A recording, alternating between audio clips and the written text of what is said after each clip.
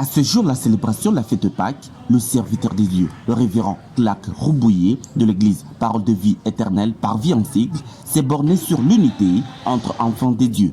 Dans le contexte du pays actuellement, je pense que le vivre ensemble, c'est le message que nous voulons transmettre à tous les peuples. Comme vous le savez, il y a une démarche déjà que nous avons entamée dans le sens de la cohabitation pacifique et le vivre ensemble avec les églises catholiques et les églises protestantes.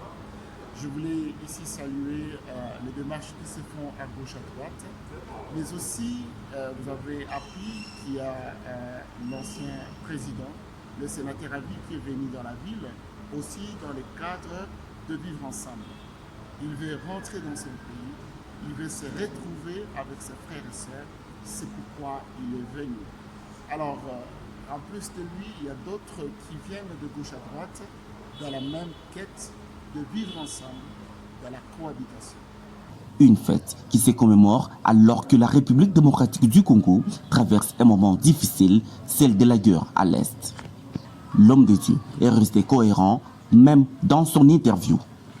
C'est possible que nous puissions vivre ensemble selon le modèle que nous voyons en Amérique et dans d'autres pays. L'Amérique aujourd'hui, quand vous regardez comment elle est organisée, ceux qui font l'Amérique, ce sont les étrangers. Ils viennent de gauche à droite et ça bâtit une nation qui est forte.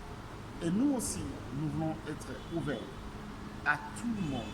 Comme Christ nous a appris l'hospitalité, Christ ressuscité veut que nous puissions être prêts à recevoir même ceux qui nous ont fait du mal, même nos ennemis, afin que la résurrection soit réelle dans notre vie. Mais aussi, dans le cas de cohabitation pacifique, je voulais insister sur la nouveauté de vie qui exige le vivre ensemble. Un chrétien sauvé, un chrétien qui est passé à la croix de Jésus, c'est un chrétien qui pardonne et qui accepte l'autre dans sa diversité, avec ses particularités, avec sa culture et avec ses convictions. La Pâque, qui symbolise la mort et la résurrection de Jésus-Christ, Fils de Dieu, était aussi un moment de convivialité et de partage entre chrétiens.